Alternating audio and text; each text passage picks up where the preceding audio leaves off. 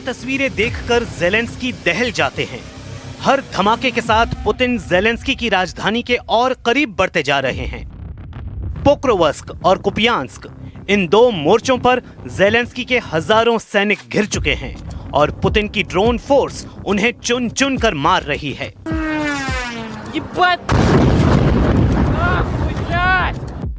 एक एक इमारत का हाल देखिए, वहां फटने वाले बम देखिए।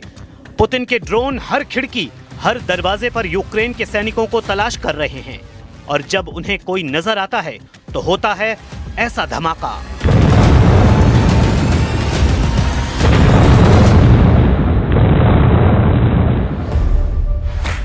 इस वक्त यूक्रेन के दो शहरों पर पुतिन के हमलों ने ज़ेलेंस्की की फौज की कमर तोड़कर रख दी है।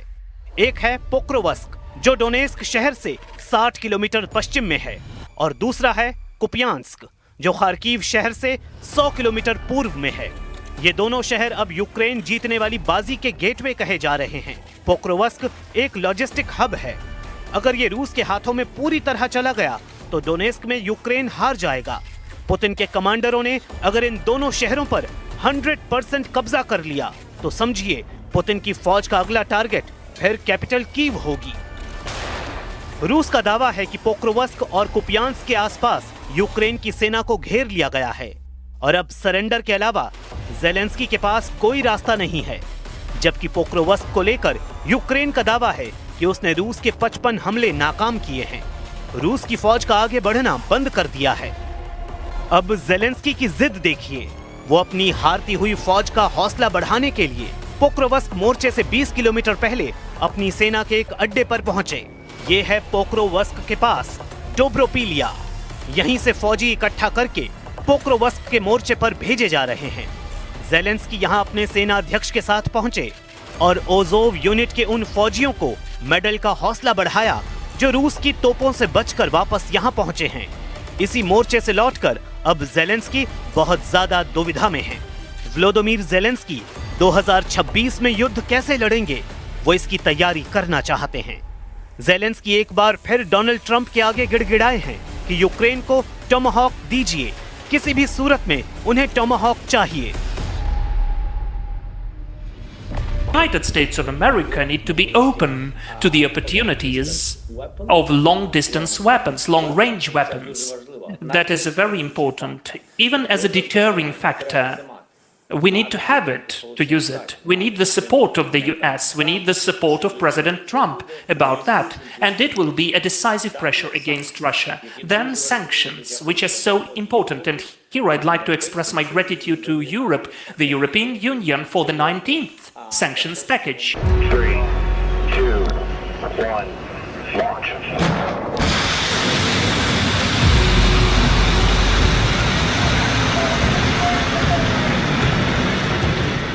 टोमाहॉक यानी वो क्रूज मिसाइल जिसकी तस्वीरें देखकर ज़ेलेंस्की की रगों में जोश उमड़ पड़ता है। इसी मिसाइल के ज़ेलेंस्की बड़े दीवाने हैं, क्योंकि इसी मिसाइल में उन्हें यूक्रेन को बचाने वाला रास्ता नजर आ रहा है। इस साल ज़ेलेंस्की 6 बार डोनाल्ड ट्रंप से मिल चुके हैं। हर बार उन्होंने अपनी ख्वाहिश जाहिर की, यूक्रेन के लिए लंबी दूरी के हथियार मांगे और इसमें F-16 से लेकर टोमाहॉक उनकी लिस्ट में रहे। वो चाहते हैं कि डोनाल्ड ट्रंप हर कीमत पर उनके बाजुओं को मजबूत करे, यूक्रेन के लिए अपने हथियार गोदाम खोल दे ताकि पुतिन से लंबा और निर्णायक युद्ध लड़ने की ताकत यूक्रेन को मिल जाए। ज़ेलेंस्की की डिमांड है कि उन्हें टोमाहॉक क्रूज मिसाइल दी जाए। दूसरे नंबर पर हिमार्स रॉकेट है। तीसरे नंबर पर नए एयर डिफेंस सिस्टम और उनकी मिसाइल हैं। इन्हीं तीनों हथियारों को लेकर ज़ेलेंस्की 2026 में भी युद्ध लड़ पाएंगे, नहीं तो हार जाएंगे। ज़ेलेंस्की की लिस्ट में ये वो हथियार हैं जो यूक्रेन और रूस के युद्ध को बड़े पैमाने पर भड़का सकते हैं। ज़ेलेंस्की ने साफ साफ कह दिया है कि उन्हें लंबी दूरी तक मार करने वाले हथियार चाहिए। इसके बिना रूस को रोकना नामुमकिन है। ये है अमेरिका की टोमाहॉक मिसाइल जो यूक्रेन बार बार अमेरिका से मांग रहा है। ट्रंप इस मिसाइल को लेकर कभी हां कभी ना कह रहे हैं। उनके सामने ज़ेलेंस्की बार बार गिड़गिड़ा रहे हैं कि यूक्रेन को टोमाहॉक दी जाए, क्योंकि अब यही हथियार है जो ज़ेलेंस्की के देश को पुतिन से बचा सकता है। 2500 किलोमीटर रेंज वाली ये क्रूज मिसाइल ने रूस और नेटो के बीच तनाव को बुलंदी पर पहुंचा दिया है। 900 किलोमीटर प्रति घंटे की रफ्तार से ये मिसाइल जमीन से 30 मीटर की ऊंचाई पर चलती है, यानी रेडार पर इसको ट्रैक करना आसान नहीं। लेकिन ज़ेलेंस्की की डिमांड टोमाहॉक वो मिसाइल है जो पुतिन और डोनाल्ड ट्रंप के बीच सबसे बड़ी दुश्मनी की वजह बनती जा रही है। सवाल उठ रहा है कि क्या टोमाहॉक रूस और अमेरिका की सीधी टक्कर की शुरुआत कर सकती है, क्योंकि अगर ये मिसाइल ज़ेलेंस्की ने मॉस्को फायर की तो समझ लीजिए वर्ल्ड वॉर का खतरा मंडराने लगेगा। डोनाल्ड ट्रंप जानते हैं कि ज़ेलेंस्की टोमाहॉक से किन टारगेट पर हमला करेंगे। उनकी रेंज में मॉस्को भी होगा, सेंट पीटर्सबर्ग भी होगा। ज़ेलेंस्की ने ट्रंप से वादा कर लिया है कि वो टोमाहॉक के जरिए सिर्फ रूसी सेना के ठिकानों को तबाह करेंगे, लेकिन ट्रंप को उन पर यकीन नहीं है। वैसे टोमाहॉक की रेंज और उसकी बाकी खासियत बता रही है ये मिसाइल रूस के लिए बड़ा खतरा साबित होंगी। ये यूक्रेन की फायर पावर और रेंज दोनों कई गुना बढ़ा देंगी। 2500 किलोमीटर रेंज वाली टोमाहॉक रूस के किन शहरों के लिए बड़ा खतरा है वो देखिए। यूक्रेन की राजधानी कीव से रूस की राजधानी मॉस्को की दूरी 700 किलोमीटर है। कीव से ही रूस के एक और बड़े शहर सेंट पीटर्सबर्ग की दूरी 1000 किलोमीटर है।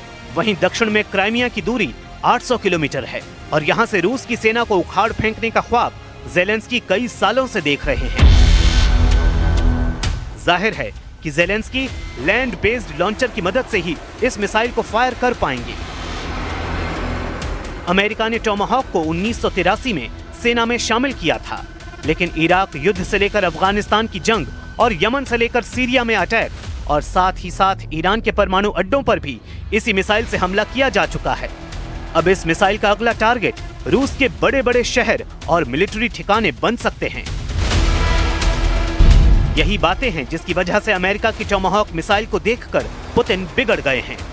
इसमें कोई दो राय नहीं कि टोमाहॉक क्रूज मिसाइल की खबर देखकर पुतिन उखड़ गए हैं। अब दावा किया जा रहा है कि टोमाहॉक मिसाइल को देखकर पुतिन का गुस्सा रिकॉर्ड तोड़ रहा है। Были вопросы, связанные, скажем, с обсуждением проблем с поставками новых систем оружия, в том числе дальнобойных систем, высокой точности, это томагавки и так далее. Ну, я уже сказал, что это приведет к разрушению наших отношений, во всяком случае наметившихся позитивных тенденций в этих отношениях. पुतिन टोमाहॉक को लेकर ट्रंप को आगाह कर चुके हैं, इसलिए ट्रंप भी पसोपेश में हैं। पुतिन बहुत गुस्से में हैं। अब तक यूक्रेन का युद्ध पुतिन के कंट्रोल में रहा है, लेकिन ट्रंप की ये मिसाइल इस कंट्रोल को पुतिन से छीन सकती है। इसलिए ट्रंप और पुतिन की टक्कर सामने नजर आ रही है और इसी वजह से वर्ल्ड वॉर का खौफ साफ साफ नजर आ रहा है। वैसे जिस युद्ध को लेकर 4 साल का वक्त होने वाला है, उसे लेकर ट्रंप पुतिन पर बहुत गहरा तंज कर चुके हैं। एक तरह से ट्रंप ने पुतिन का मजाक उड़ाया और कहा कि ये जंग तो उन्हें 1 हफ्ते में जीत लेनी चाहिए थी। Look, I'm very disappointed because Vladimir and I had a very good relationship, probably still do. I don't know why he continues with this war. This war has been so bad for him. He's going into 4 years of a war that he should have won that war in 1 week. He's half soldiers, probably, close. Certainly in terms of wounded and no legs and no arms and all the things that happen in horrible wars. It's a horrible war. इस वक्त Ukraine की हालत बहुत ज्यादा खस्ता है, क्योंकि Putin के ड्रोन और क्रूज मिसाइल अटैक ने कीव समेत यूक्रेन के कई शहरों में अंधेरा मचा दिया है। पुतिन की सेना अब यूक्रेन के उन ठिकानों पर हमला कर रही है जहां से बिजली सप्लाई होती है, लिहाजा यूक्रेन के शहर अंधेरे में डूबे हुए हैं। हड्डी गला देने वाली सर्दी से पहले यूक्रेन पर ऐसे खतरनाक हमले पुतिन का ऑपरेशन ब्लैकआउट कहा जा रहा है, जिसमें पुतिन के अंदर अब यूक्रेन के लिए रहम की कोई जगह नहीं बची है। इसी ऑपरेशन ब्लैकआउट को टक्कर देने के लिए ज़ेलेंस्की अब लॉन्ग रेंज वाले हथियार चाहते हैं, ताकि रूस के ऐसे ठिकानों पर जवाब दे सके जहां से पुतिन यूक्रेन पर लंबी दूरी के अटैक लॉन्च कर रहे हैं। ज़ेलेंस्की किसी भी कीमत पर रूस के लॉन्ग रेंज अटैक रोकना चाहते हैं, क्योंकि कीव और बाकी शहरों में ठप पड़ी बिजली लगातार नया सायरन बजा रही है। वैसे बिजली के ठिकानों पर हमले यूक्रेन पर शुरुआत से हो रहे हैं, लेकिन सर्दियों से पहले ऐसे अटैक ज़ेलेंस्की और उनके लोगों के लिए बहुत बड़ा खौफ बन जाते हैं। ऐसा इसलिए क्योंकि यूक्रेन में लोगों के पास अपने घरों को रोशन करने के साथ सर्दियों में घरों को गर्म रखने के लिए बिजली और गैस नहीं होती।